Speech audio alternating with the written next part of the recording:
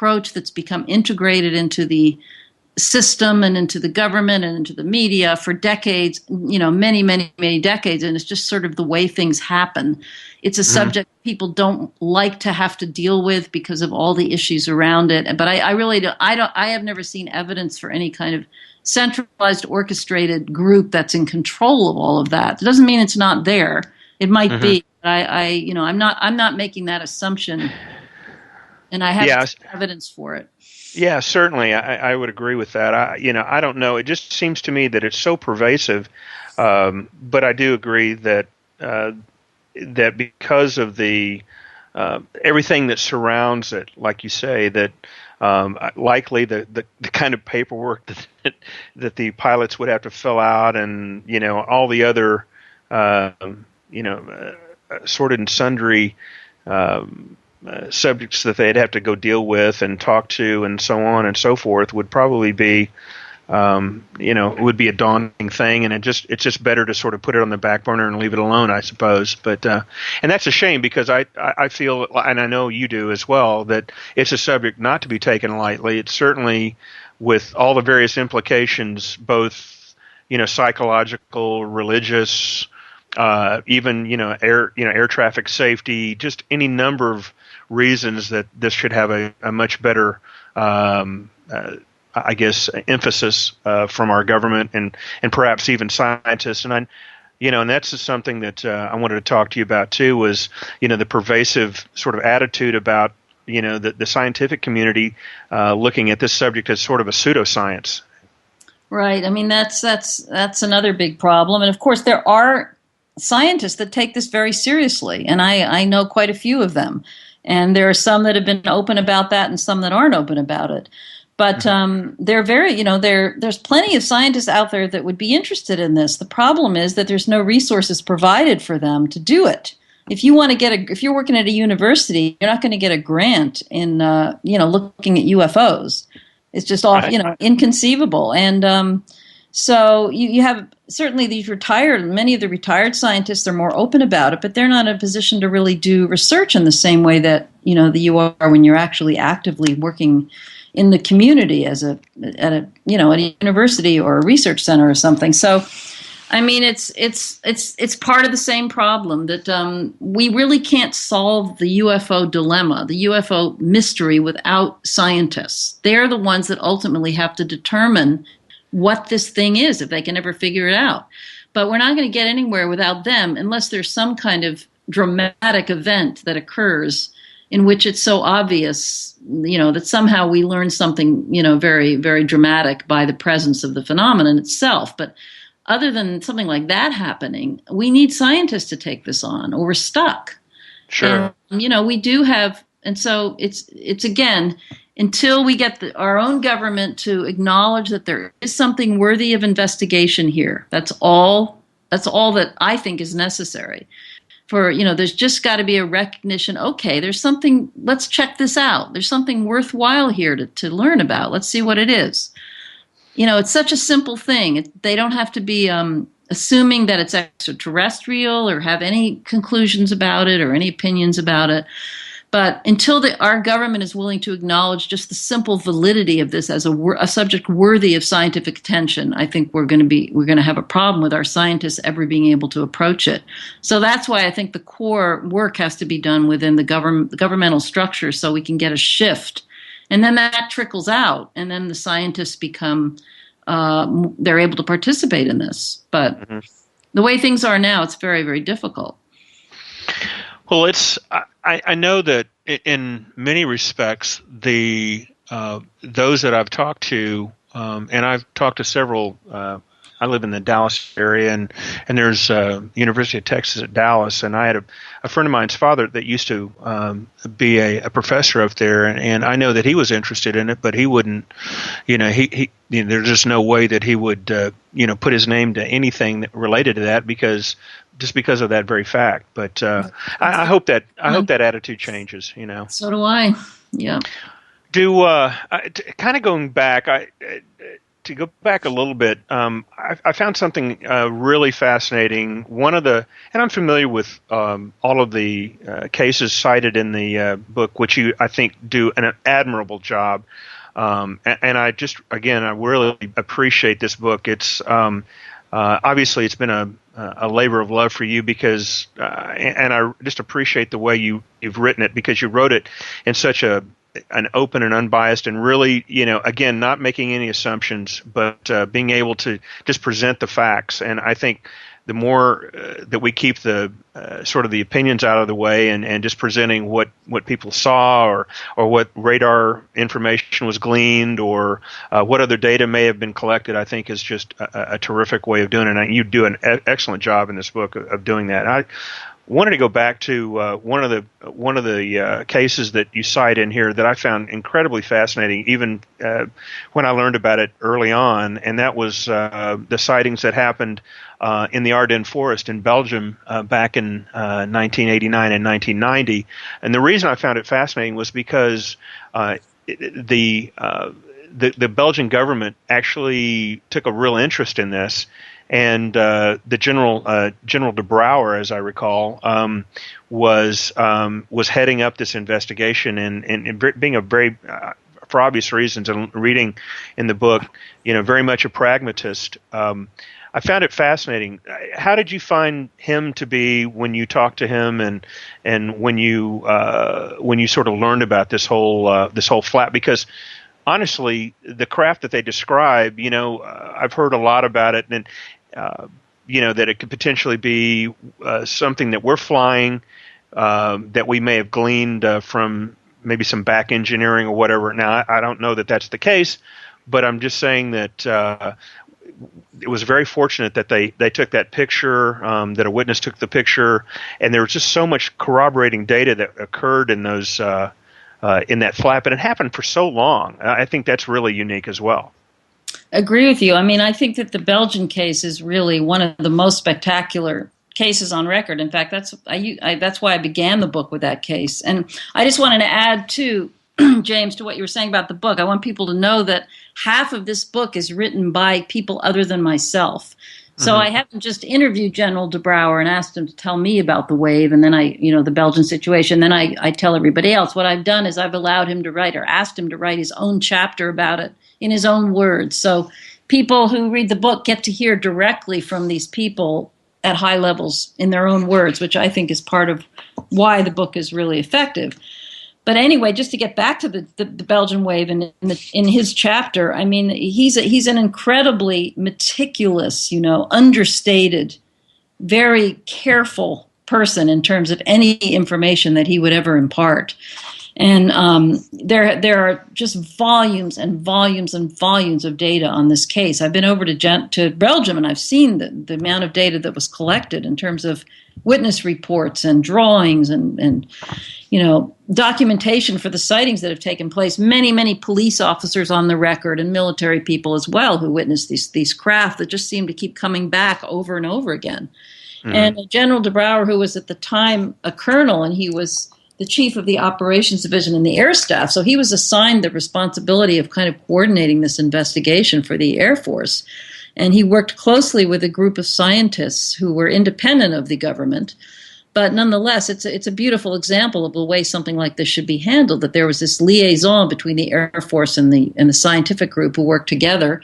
And they actually sent up F-16s to try and chase the objects. They were very proactive in terms of their desire to determine what it was and, get as much data as they could about it. So rather than avoid it, Belgium did the opposite, and they even held a press conference after, the first event was in November of '89. In the summer, July of 1990, there was a major press conference that General de Brouwer held. He was a colonel at the time, and, revealed data, results of radar tracks that they had from the F-16s which had been scrambled to try to get close to these objects. So they were very open about it as well. And I think that it's a wonderful example, not only of how extraordinary the phenomenon is when you just look at all the case reports and the drawings that people have made and so on, but also how a government should handle something like this when it comes up. I think that, the Belgian government did exactly the right thing, and various branches worked together, and they were open about it, and collected information and did whatever they could. And the question you raised about, could this have been some kind of exotic stealth aircraft that was being tested, some secret aircraft from another country? General de Brouwer looked very, very carefully into that question and spoke to people from high levels in the United States and other countries, and was told that absolutely not. This was not a United States aircraft.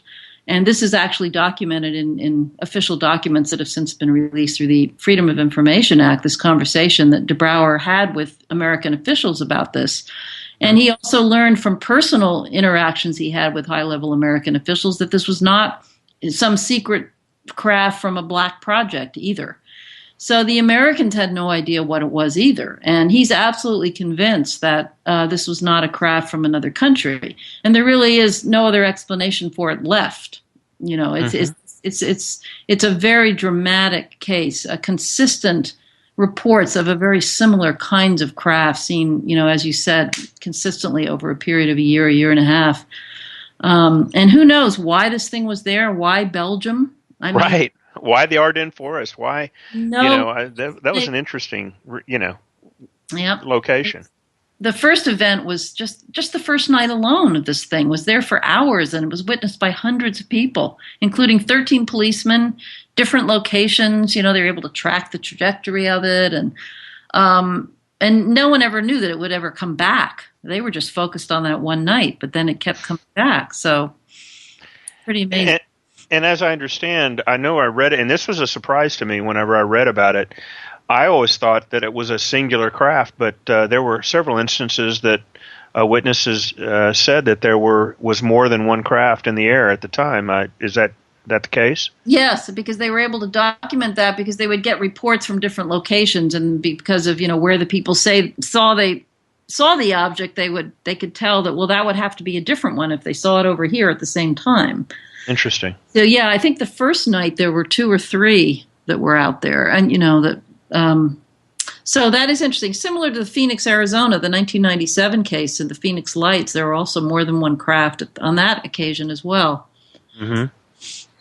Well, I'm familiar with that case, and likely that for those that are listening tonight, that. I believe earlier in the evening before, a lot of the famous video that you see these days where it looked like there were, lights that were appearing on the horizon above the mountains, before that occurred, which was later in the evening, something around 10 or 10:30, that before then around, 7:30, 8 o'clock, that there was something that headed sort of from northwest down through Phoenix, across Sky Harbor Airport, and then out the southeast part of Phoenix, and witnessed by any number of people. And I know that Governor Symington came forward. I know in the documentary that I just watched recently that he came forward and said, I want to set the record straight. I knew a lot more, and he'd gone to a park to witness this and saw that very craft.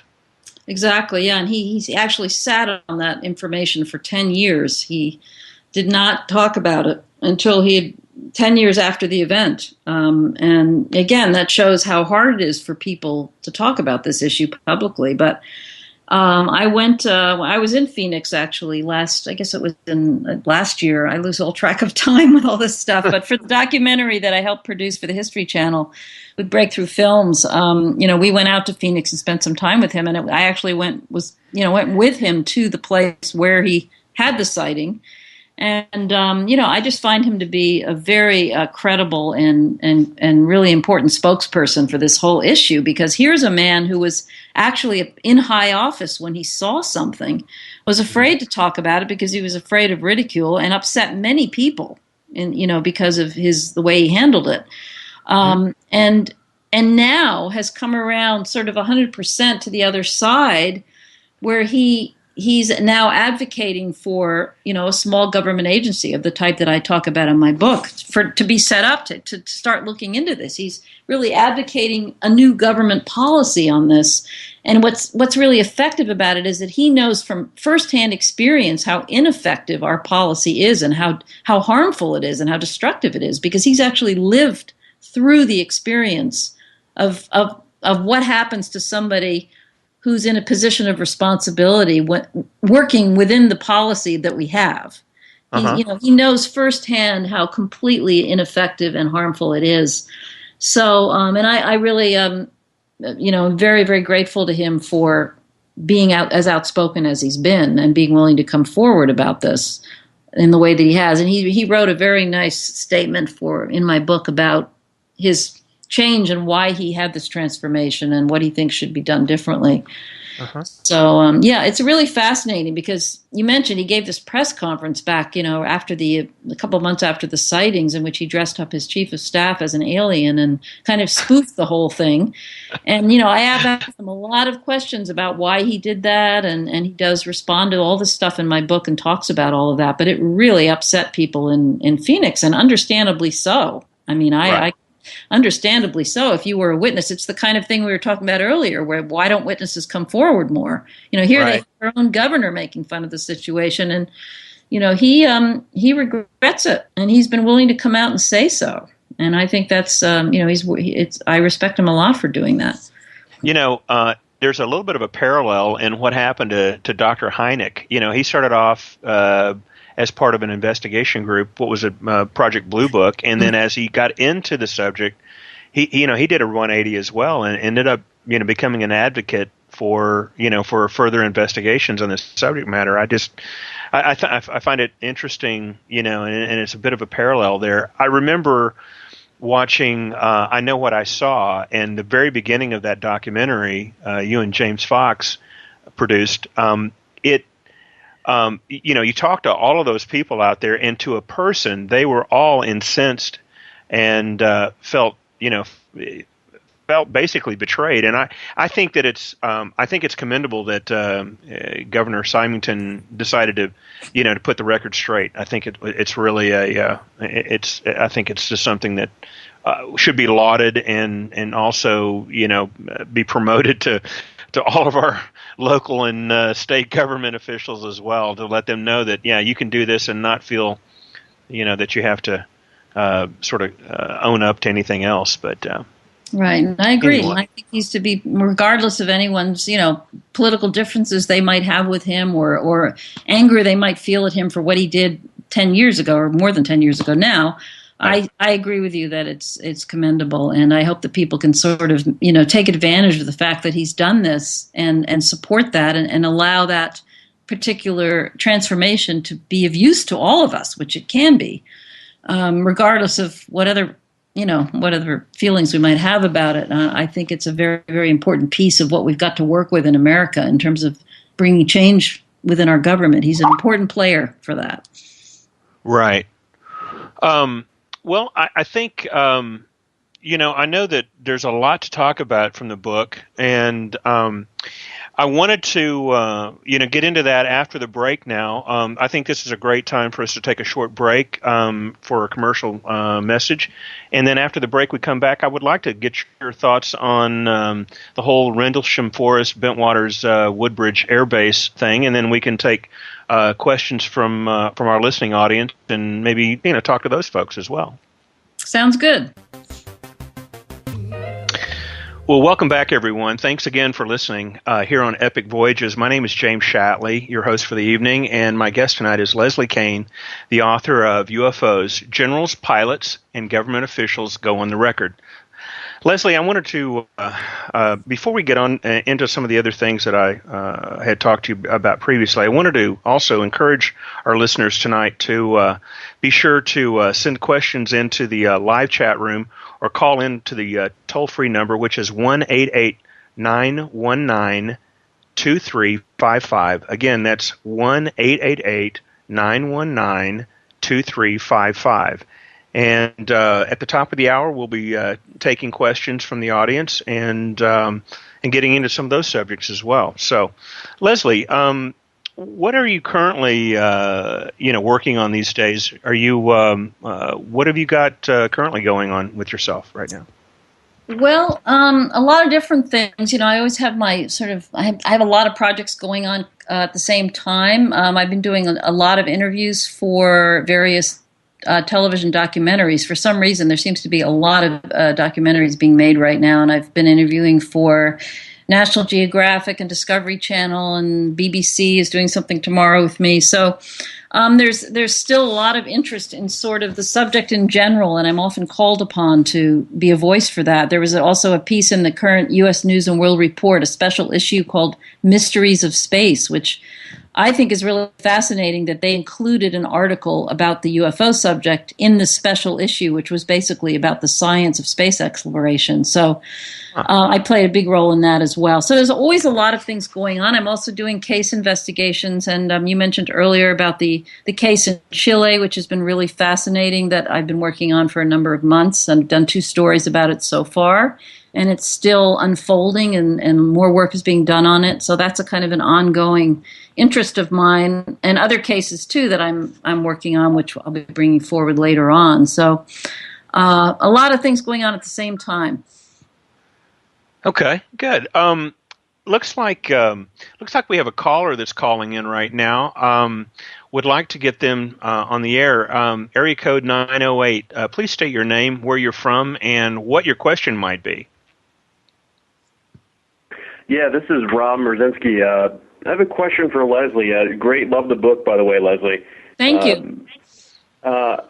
Question regarding the case, the JAL case, where the FAA chief at the time of doing the accident investigations and such, he claims in the book that the CIA, they came to the meeting, they took all the materials, they told everyone they're sworn to secrecy, yet he has copies of the material. It kind of blows my mind that, the media never picks up on this case. This is a case where, we kind of have corroborating evidence to show what he's saying is actually true. And I just wondered, I wanted to get a little more your take on that particular case and maybe why that hasn't been picked up in the media more. Okay, and for people that aren't familiar with that case, this was the 1986 sighting by 2 Japanese airline pilots over Alaska. And John Callahan was the FAA, high-level FAA official who was involved with this investigation at the time. And he was actually like number 3 in the whole FAA. He was head of the Accidents and Investigations Division of the FAA. And so he was involved with this in 1987, and there was an investigation. The important thing about it is the absolutely vivid descriptions that the airline pilots had for over half an hour, all of it recorded on voice tape, and all of it picked up on radar. So as the caller pointed out, there's a lot of evidence for this case. It's a very strong case, plus we have a high-level FAA official who stands behind it. And, the question is about the media. I mean, this case has been brought forward in various venues. I think part of the issue is that it happened in 1986. If something like this happened now, I think it would be a huge story. But, the media tends to not go back decades and sort of dig up old cases, unfortunately. They always want something that's happening in the present. It did get some exposure during the press conferences that have been held at various times, so, it's in my book, etc. But I agree with the caller that it is, I'm sorry, I don't remember your name, but that it's a very important case because of the evidence that it has. And I wish it did get more attention. And, but, if it would, I wish it was something like this would happen now. I'm telling you, if something like this happened now, I think it would be dramatic. And I think that it could really change the scope of what we're dealing with here. I think that's a great point. I think it seems the only case that they ever want to go back to is the Roswell case in history, whereas I feel like there's plenty of other cases with much stronger evidence, and it's just a shame that they don't want to go backwards. I guess even further, there's cases all throughout history. You look at the case in Nuremberg in the 1500s where there's a broadsheet showing all kinds of objects flying around of all different shapes when nothing was flying in that time period. So I guess it's a shame that we don't look at things historically from that perspective. But that's a great answer. I really appreciate it. Well, thank you. I agree with you, too. Thank you, caller. We appreciate it. Leslie, he brings up a great point. That case, again, just absolutely stunned me when I read the particulars about it. And it was something I wanted to, get your comments on. And I'm glad we talked about it. But because it was just a phenomenal case that we had, corroborating radar from both the FAA and the, defense radar net that we had up in Alaska as well. What's your take on that? Do you think? Go ahead. I mean, what's interesting too about this case, and we have drawings and extensive interviews that were done with the pilot and 2 crew. There are actually 3 witnesses to this. And, I have a huge, thick file on this case. So there's a lot of work that was done on it. And the FAA actually did it, which is interesting because they were, there was enough pressure on them to do the investigation because this case was so public. I think that's the only reason they did it.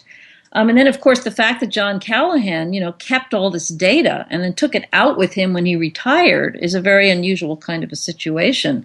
I think it's interesting, too, for people to know that the captain of this JAL flight, Captain Tarachi was his last name, was actually removed from his position as a pilot for about a year after he reported this event. We were talking earlier about, pilots being at risk when they report things. Well, this gentleman was taken off his job for a while. He eventually was put back in, but it shows, and it shows again the problems that pilots face. And he was, of course, very open about it and was willing to provide the FAA with extensive, interviews and drawings. And it's a very fascinating case because there was this huge kind of walnut-shaped thing, just gigantic. It's just sitting there, and then there were some smaller objects or other, whatever you want to call them, that came closer to the plane, and it did last a whole half hour. Mm-hmm. So, and all of that is on tape. And what's interesting, what John Callahan had people do at the FAA was to synchronize the radar tapes with the voice tapes. So you have a video, and I've sat down with John and I've looked at this with him. This video that shows the blips, what the radar people were looking at. And then the voice tape is synced onto that video. So you hear the discussion and you can see that when the captain is reporting what he's seeing, it coordinates with where the radar blips are. Mm-hmm. So that's pretty strong evidence. Yeah, and I believe that I know that the FAA tower had rung up NORAD, or at least the whatever defense sector that they were talking to, trying to find out if they had anybody flying up there. Right. And didn't. And they didn't. And as I recall, wasn't a few nights later that a KC-135 tanker had something similar occur to it as well in the Anchorage area as well? I did believe. Hear some. Yeah, no, I think you're right. I think there was another similar sighting. I'm not sure exactly when it was, and I don't know the details about it, but I think there was another one. I wish I knew more about it. Well, it's just an absolute. That's one of the fascinating cases as well, because the craft that the captain of the JAL flight described it as being twice the size of an American aircraft carrier, and if it's twice that size, how in the? I mean, it's it conjures up all sorts of things. Is it a mothership? I mean, what's keeping it in the air? How is it flying? It's a fascinating. Mind-boggling. It really, really is. Well, I wanted to get back. Again, I wanted to encourage those that are listening out there, if you get a chance to call in on our toll-free number, it's 1-888-919-2355. And we'd be happy to take your calls, or get on the chat line and shoot us a call or shoot us a text there with your question. One of the questions that came off the chat line, Leslie, was, I'll try to sort of summarize it, was with the book that you've published and all of your work that you're doing, you're really trying to bring this back into the mainstream and do away with sort of the extremes of this subject. Is that sort of your point about what your work in this area?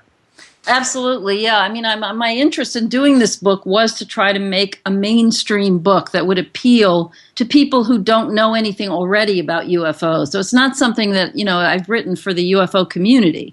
I don't think there's a need for it, but what we really need is to break through the barrier in the mainstream. And I think this book has had some success in doing that because it got a tremendous amount of coverage when it first came out in the mainstream, and it was a New York Times bestseller. Mm-hmm. So